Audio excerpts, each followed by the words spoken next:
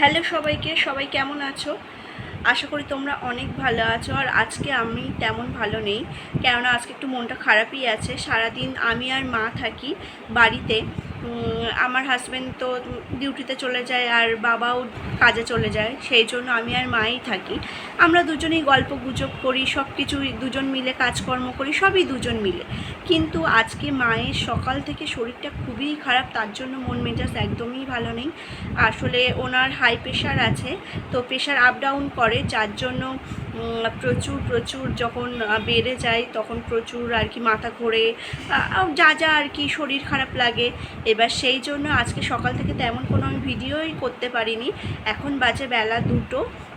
আমি আজকে সকালে উঠেই দেখি মায়ের শরীরটা খারাপ। তো আগে প্রথমে প্রেশার মেপেছি, প্রেশারটা একটু হাই ছিল, 150 ছিল, 90 আর 150, নিচেরটা ছিল 190। যাই হোক, 150 যথেষ্টই বেশি, 120 থাকার কথা, মানে নর্মাল প্রেশার। 30 মানে অনেকটাই বেশি। এবার মায়ের মাথা ব্যথা ঘুরছে, যার জন্য সকালে উঠে আমি সব ঘরের কাজকর্ম সেরে তারপরে হচ্ছে আজকে খুব সিম্পল একটু রান্না করেছি আমি।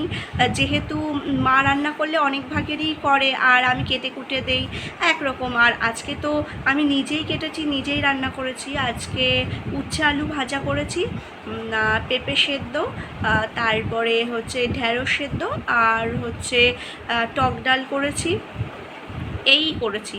এছাড়া আর কিছু করা হয়নি। আর সকালে একটু জল বিস্কুট খেয়েছিলাম।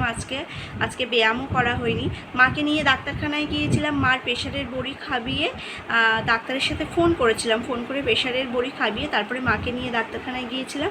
সেখান থেকে দেখিয়ে উনি মানে বড়ি পাল্টে দেবার কথা বলল।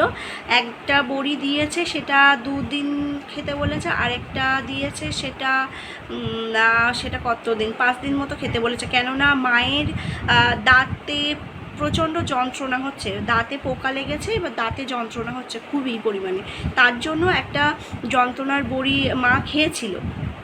এবার সেটার জন্যই আর কি প্রেশারটা বেড়ে গিয়েছে মেনলি, ডাক্তারের কথা অনুযায়ী। তো সেই বড়িটা চেঞ্জ করে দিয়ে আপাতত একটা বড়ি দিয়েছে। আর দাঁতের ডাক্তারের কাছে নাম লিখিয়ে দিয়ে এসেছি একেবারে, তো দাঁতের ডাক্তারের কাছেও নিয়ে যেতে হবে। আর এইদিকে প্রেশারটা একটু কমিয়ে নিয়ে তারপরে আবার একটা যে ডাক্তারটা দেখাই মা, সেটা হচ্ছে বৃহস্পতিবার করে বসে। আর আজকে তো শনিবার, এখনও 1 সপ্তাহ পর বৃহস্পতিবার আসবে, তো অতদিন তো বসিয়ে রাখা যায় না। তো তাই এখন চলার মতো একটা ডাক্তার দেখিয়ে এনেছি।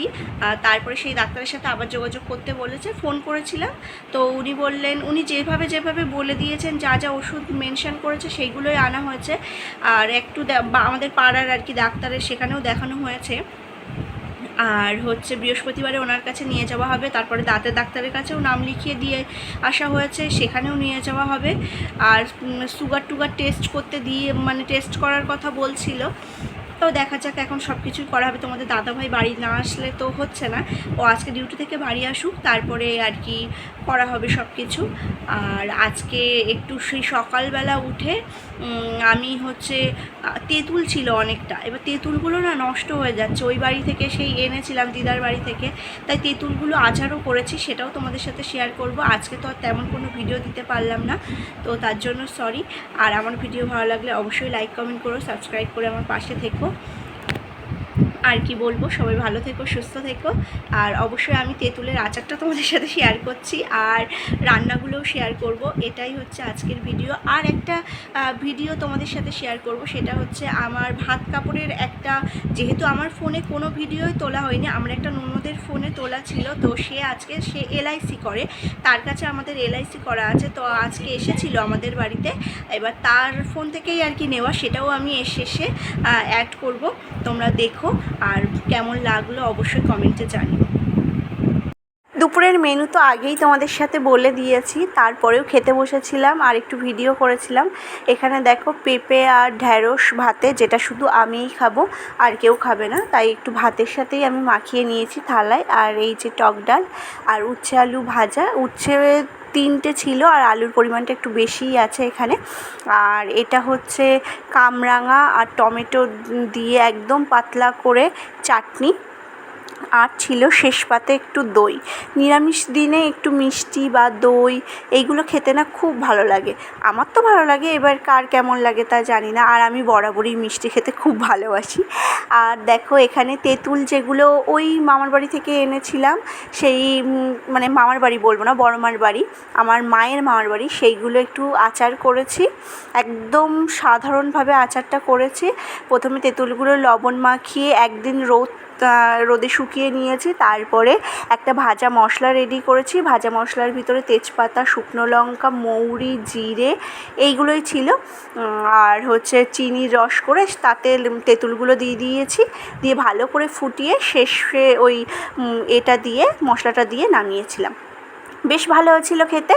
আর তোমাদের সাথে আগেও মানে এই ভিডিওর শুরুতেই বলেছি যে আমার একটা দিদিভাই ননদের ফোনে আর কি আমার ভাত কাপড়ের কিছু মুহূর্ত সে তুলে রেখেছিল, তার কাছ থেকেই নেওয়া। তাই ভাবলাম যে আজকে তো তেমন কোনো ভিডিও করা হয়নি, তাই এই ভিডিওর সাথে অ্যাড করে দিয়েছি। কেমন হয়েছে অবশ্যই জানিও তোমরা কমেন্টে।